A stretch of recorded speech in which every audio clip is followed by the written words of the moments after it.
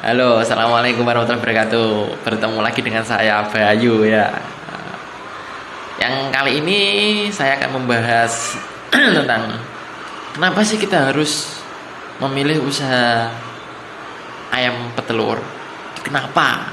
Apa apa kelebihannya, apa keuntungannya ya. Kalau menurut saya pribadi, kenapa saya sampai berpikiran harus harus usaha atau bisnis di dunia ayam perunggasan ya. Itu pemikiran saya itu begini.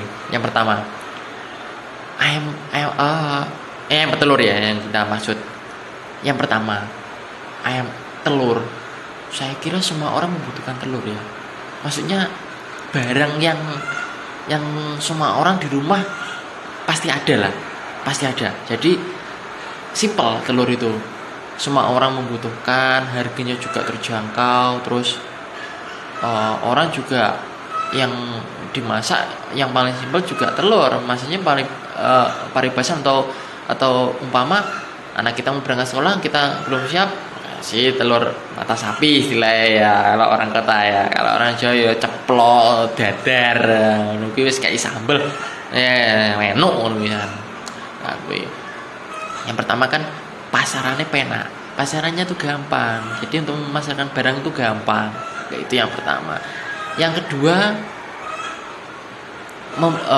tidak membutuhkan modal yang mulu-mulu atau yang banyak ya. Kalau modal sih tergantung kita ya. Kalau kita pengennya jumlahnya banyak ya modalnya banyak. Kalau kita sedikit ya modalnya juga sedikit. Maksudnya fleksibel ya. Nggak harus kayak ternak lele atau ternak apa kan harus punya kolam segini banyak. Sapi kan ya harganya kan segitu. Maksudnya kalau ayam fleksibel, kita bisa mulai dengan budget yang sangat minim ya. 100.000 juga bisa, 200.000 juga bisa, sampai puluhan ratusan juta ya, sampai MM-an ya. Juga kaget aku dulu kaget MM-an. Jadi itu modal. Yang pertama itu pasarannya gampang, kedua modal, yang ketiga kita berpikir ini pakannya juga penak, bahan baku pakanan juga penak, kita beli ini gampang, nyari ini juga gampang, harganya ya fluktuatif sih, naik turun ya, harga bahan baku, harga panenan, harga telur kan juga naik turun ya. Jadi faktor ini gampang lah, pas murah ya duit satu akeh, pas larang aja tuku sik ngono, di stok tandon di rumah ya, buat cadangan gitu.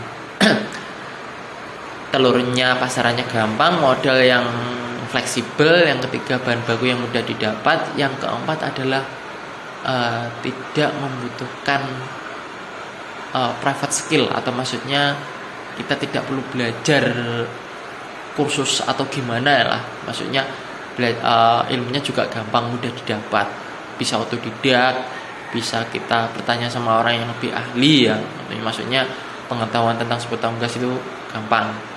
Yang kelima menurut saya itu fleksibel juga masalah lahan, bisa tergantung. Kalau kita mulai dengan skala kecil ya lahannya cukup pekarangan rumah atau belakang rumah atau samping rumah atau cepitan, istilahnya hampitan rumah tetangga juga bisa ya. Kalau di pedesaan kan gampang, beda kalau di kota ya. Terus komposnya juga bisa dijual nantinya, atau kalau tidak dijual lebih buat pupuk sendiri untuk tanaman di rumah, yes, bisa dimanfaatkan semua. Dan yang paling saya merekomendasikan bisnis ini adalah, saya lihat contoh orang-orang yang sudah bermain di bidang ini skala besar. Ini contoh orang turunan Cina itu di tempat saya, Pare atau Kediri itu banyak sekali orang yang menggeluti bisnis ini, yang kandinya sampai berpuluh-puluh tempat, puluh lokasi itu, sampai ayam itu sampai ratusan ribu ekor itu didominasi sama orang keturunan Cina. Jadi saya berpikir orang Cina sampai punya kandang sampai ratusan ribu, sampai kandangnya sampai beberapa tempat, sampai dia bisnisnya memang benar-benar di ayam ini kok bisa sampai berhasil ya, maksudnya berarti memang di sini ada nilai plusnya, ada nilai plusnya yang kita sebagai orang pribumi, sebagai orang Jawa, sebagai orang awam, kita nggak sampai kepikiran situ. Oh ternyata bisnis ini bisa dibesarkan sampai itu ya, maksudnya hasilnya nanti bisa ditetaskan, dibuat konsumsi, dibuat red egg, telur merah yang mengandung omega 3, omega 6, banyak sekali. Tergantung kita maunya produksinya ke arah mana ya, jadi itulah kenapa alasan kita harus mencoba bisnis ini ya. Saya yakin suatu saat bisnis ini akan membuat saya menjadi orang yang mapan. Saya yakin saya mampu, lumayan, saya sudah punya keahlian berkecimpung di dunia peternakan sudah lebih dari 5 tahun lah.